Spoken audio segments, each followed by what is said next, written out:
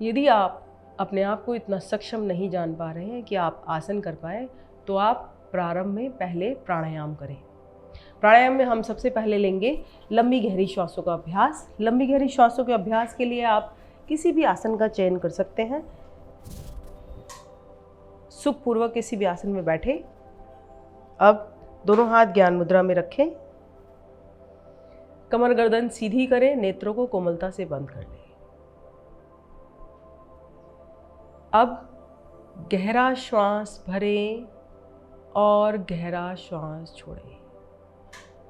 सबसे पहले हम प्राणायाम में कर रहे हैं लंबी गहरी श्वासों का अभ्यास। तो आपको अपना मुंह बंद रखकर गर्दन और कमर को सीधा कर नेत्रों को कोमलता से बंद कर नासिका द्वारा श्वास को भीतर लेना है और नासिका से ही श्वास को बाहर करना है। गहरा श्वास भरें,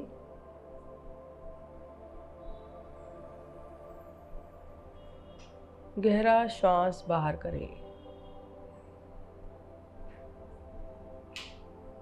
जब आप श्वास भर रहे हैं तो आपकी नाभि बाहर की ओर प्रसारित हो। जब श्वास छोड़ रहे हैं तो नाभि अंदर की ओर चली जाए। एक बार अपनी नाभि को इस तरह से चेक कीजिए कि श्वास भर रहे हैं तो नाभि बाहर आ रही है और श्वास छोड़ रहे हैं तो नाभि अंदर जा रही है। लंबी गहरी श्वासों का अभ्यास आप 5 से 10 मिनट प्रत्येक दिन सुबह और शाम अवश्य करें। यह आपके लिए बहुत ही कारगर सिद्ध होंगी। आपके मानसिक तनाव को तो दूर करेंगी ही, साथ में आपका मन और मस्तिष्क प्रसन्न हो जाएगा। चलते हैं अगले अभ्यास पर, जो कि बहुत सरल है, अनुलोम विलोम प्राणायाम। अनुलोम विलोम प्राणायाम के लिए आप दाएं हाथ से मुद्रा बनाएं इस प्रकार और नासिका पर ले जाएं अपने हाथ को। अब बाईं ओर से धीरे धीरे श्वास भरें।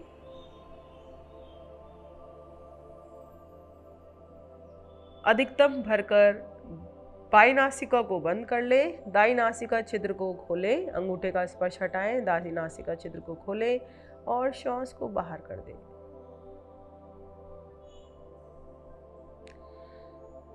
दाईं ओर से श्वास भरें।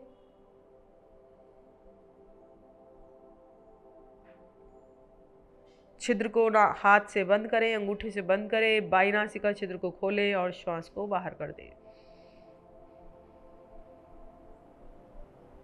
यह पूरा एक चक्र हुआ अनुलोम विलोम प्राणायाम का। इसी तरह आपको बार बार दोहराना है। बाईं ओर से लें, दाईं ओर से बाहर करें, दाईं ओर से लें, बाईं ओर से बाहर करें। धीरे धीरे आएंगे वापस।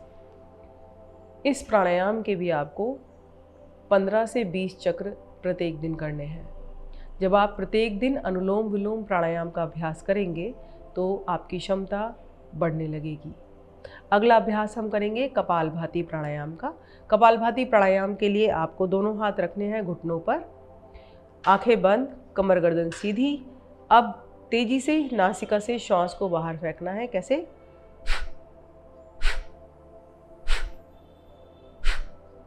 जब आप अपनी नासिका से श्वास को बाहर की तरफ फेंक रहे हैं, उसी समय नाभि को अंदर की तरफ खींचना है।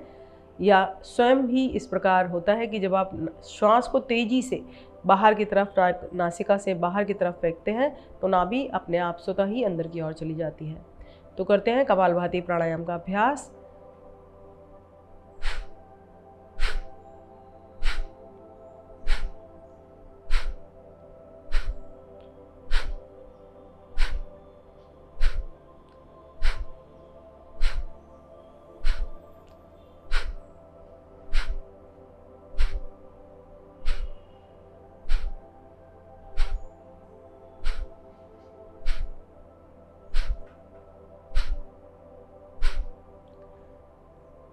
आपको अपनी क्षमता के अनुसार इस प्राणायाम का अभ्यास करना है।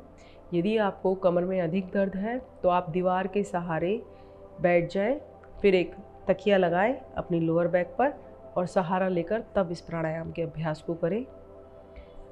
अनुलोम विलोम प्राणायाम, कपालभाति प्राणायाम, उसके बाद करेंगे हम भस्त्रिका प्राणायाम का अभ्यास। भस्त्रिका प्राणायाम का अभ्यास किसको नहीं करना है? जिनको हाई बीपी की समस्या है या हृदय रोग की समस्या है, वे भस्त्रिका प्राणायाम का अभ्यास अपनी क्षमता के अनुसार करेंगे। और जो क्षय रोग से अभी ग्रसित हुआ है, अभी प्रारंभिक अवस्था है, एनर्जी लेवल लो है जिनका, वो भी भस्त्रिका प्राणायाम का अभ्यास अपनी शक्ति बढ़ने पर ही करेंगे। तो भस्त्रिका प्राणायाम का पहला चरण करेंगे लेफ्ट नोस्ट्रिल से। इनहेल एक्सेल करेंगे फोर्सफुली और फास्टली। तो प्रारंभ करते हैं।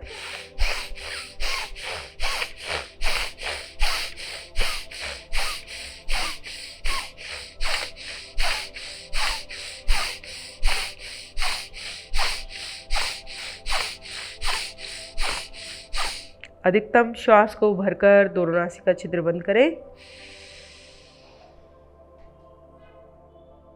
अपने सामर्थ्य के अनुसार रुकें।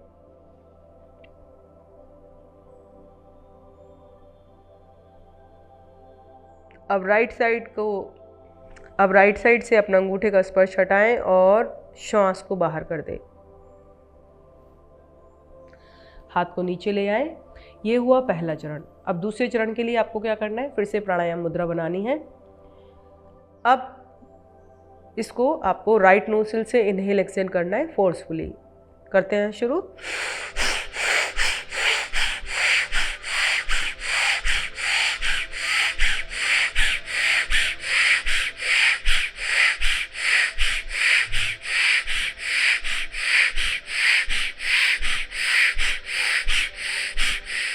इनहेल करके दोनों नाक छिद्रों को बंद कर लीजिए।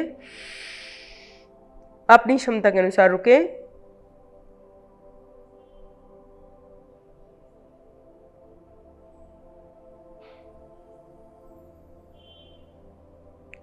लेफ्ट साइड से ब्रीथ को आउट कीजिए। हाथ को नीचे ले आइए। अब लेते हैं अनुलोम विलोम भस्त्रिका का अभ्यास। अनुलोम विलोम भस्त्रिका में आपको क्या करना है? बाईं ओर से लेना है, दाईं ओर से छोड़ना है, दाईं ओर से लेना है, बाईं ओर से छोड़ना है। तो कीजिए शुरू।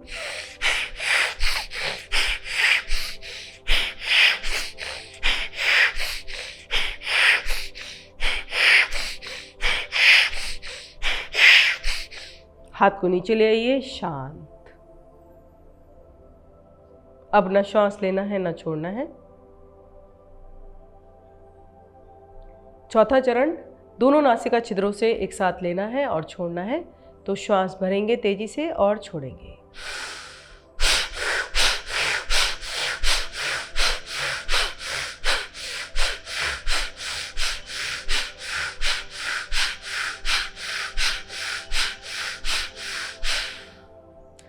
शांत बैठें। भस्त्रिका प्राणायाम हर प्रकार से इम्यून बढ़ाने में आपकी सहायता करता है। तो अब बात करते हैं भोजन के बारे में। क्षय रोग से ग्रसित व्यक्तियों को भारी भोजन का सेवन कदापि नहीं करना है, जैसे तला हुआ भोजन, मसालेदार भोजन या फिर मैदा से युक्त भोजन। मीठे व्यंजनों का भी उनको भोग नहीं करना है।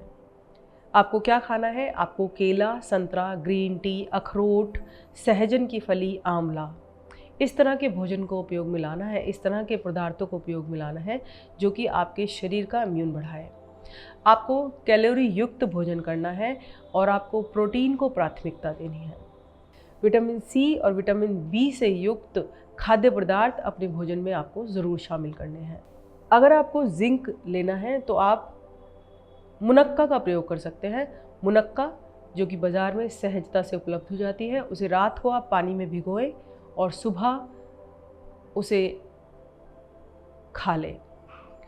पानी में भिगोने से पहले उसे आप अच्छे से धो लें और जब सुबह उसे खाएं तो वो जिस पानी में आपने मुनक्का को भिगोया है वो पानी भी पी ले और मुनक्का के बीज निकालकर मुनक्का भी खा ले, तो आपके लिए बहुत ही उपयोगी सिद्ध होगी। तो चलते हैं अपनी आज की मुद्रा पर। आज की हमारी मुद्रा है सूर्य मुद्रा। सूर्य मुद्रा कैसे लगानी है आपको? अपने रिंग फिंगर को, अनामिका उंगली को मोड़ लीजिए और अंगूठे से उसे दबा दीजिए इस तरीके से। बाद की तीनों उंगलियों को खड़ा कर दीजिए। जिस रोग की हम बात कर रहे हैं, तपेदिक का रोग, तपेदिक के रोग में क्या होता है, जल तत्व की अधिकता हो जाती है, जिससे हमें खांसी, जुकाम, बलगम की परेशानी होती है।